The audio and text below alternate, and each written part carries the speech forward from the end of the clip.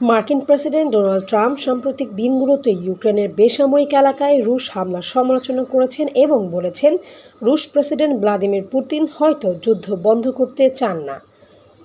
রোমে ইউক্রেনের president Vladimir জেলেনস্কির সঙ্গে আলোচনার পর ট্রুথ সোশ্যাল করা এক পোস্ট ট্রাম্প আরও বলেছেন, হয়তো পুতিনকে ভিন্নভাবে মোকাবেলা করতে হবে, সম্ভবত মস্কোতে লক্ষ্য করে আরও নিষেধাজ্ঞার মাধ্যমে। ট্রাম্প বলেন, গত কয়েকদিন ধরে বেসামরিক এলাকা ও শহরে ক্ষেপণাস্ত্র নিক্ষেপ করার কোনো কারণ ছিল না।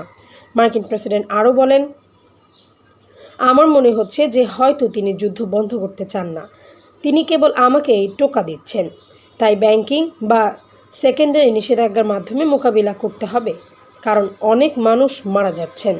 এর আগে মস্কোতে এক বৈঠকে পুতিন মার্কিন রাষ্ট্রদূত স্টিভ উইটকফকে বলেছেন তিনি পূর্বশর্ত ছাড়াই ইউক্রেনের সঙ্গে আলোচনার জন্য প্রস্তুত।